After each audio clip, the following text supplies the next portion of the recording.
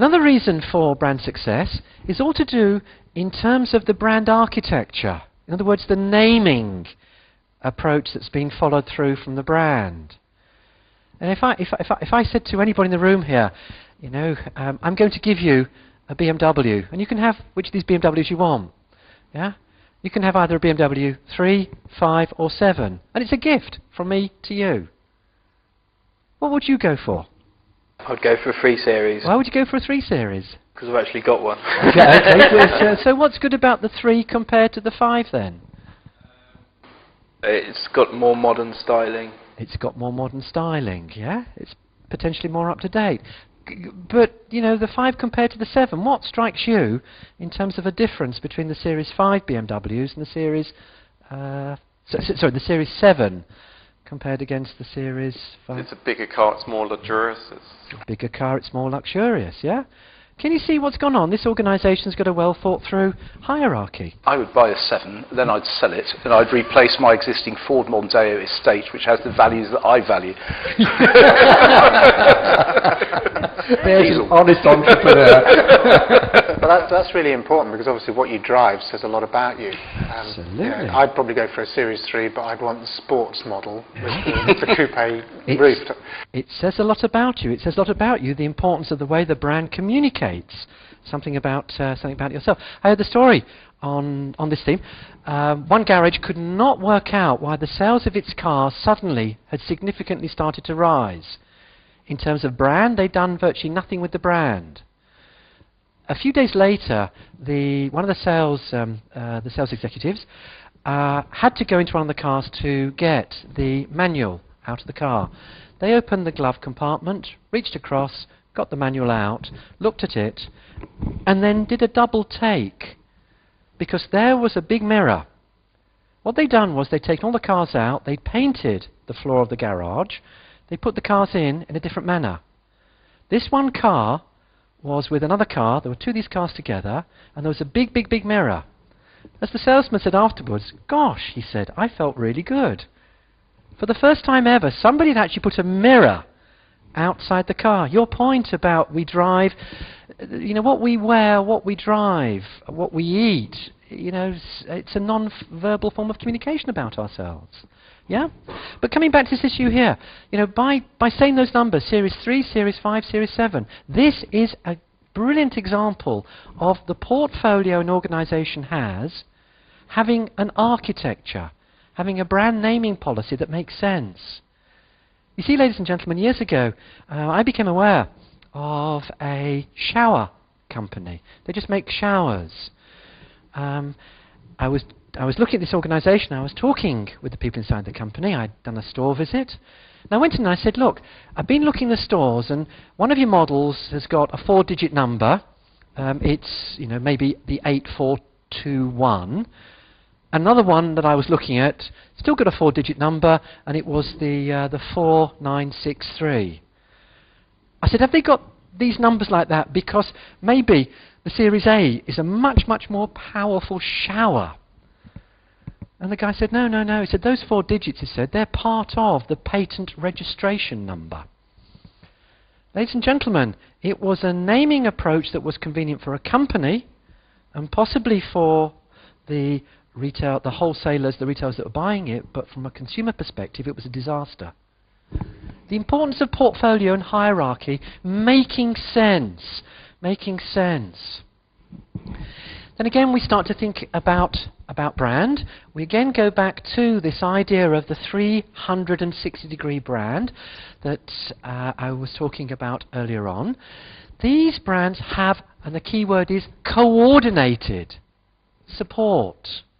In other words, you don't just support them in terms of the research and development, in terms of the selling activity, distribution channels, but what you do is you make sure that all these activities tie back to the core central brand promise.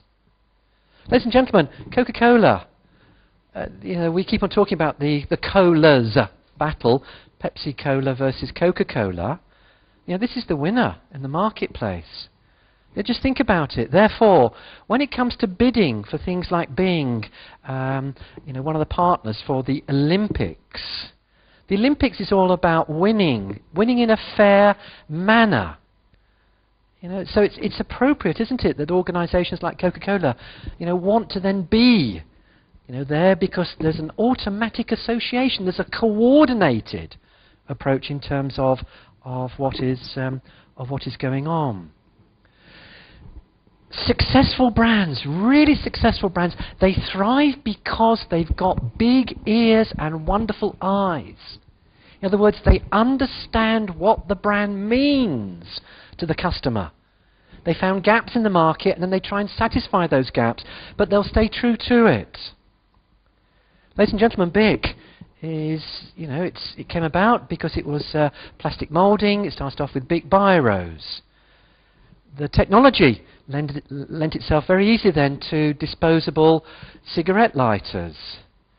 The technology, you know, just kept on following these things through, and it was about disposability.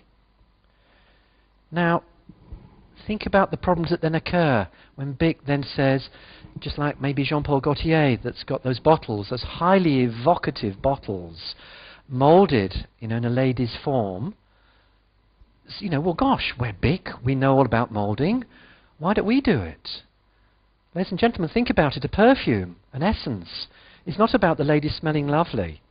It is really about a gentleman giving a lady a statement of love. But if you stand for disposability, love is eternal, says he, hopefully. So these brands really understand what customers are, you know, see them as being, and then they'll say no. They won't do certain things. They'll be focused in terms of their line of approach. These brands, these winning brands, what these winning brands do is they see the brand as an investment that pays off. And therefore, the support is not turned on, turned off, turned on, turned off. Ladies and gentlemen, there was some research that was published, and the research showed that those organisations that continue to invest in their brands during a recession achieve far higher performance levels after the recession than the competitors that they've been fighting against. In other words, these are brands, again, that take a view of it's the long term that we're here for. Surely during a recession you've got even more reason to invest in a brand because people are becoming much more conscious of the concept of value. So these brands, they thrive because they've got long-term support. And then very finally you put it together, the last factor. You know, you think about it. Maybe many of you go and have health checks just to see how things are going on. And it's as a result of the health check that you then might change your diet. You might then change your lifestyle in some way. Well, in the same manner, we need to do health checks with the brand. We therefore need to start to look at some of the drivers of the brand's wealth.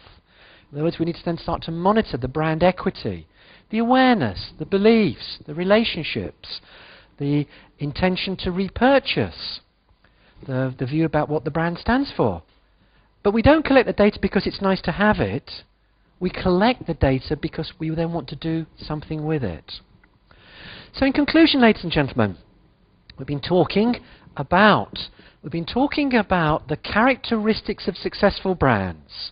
We've been talking about it because what we're saying is, if you do some of these things, the likelihood of succeeding, therefore, the probability becomes higher. I therefore leave you with these 10 factors of brand success, and we therefore conclude this session on successful brands.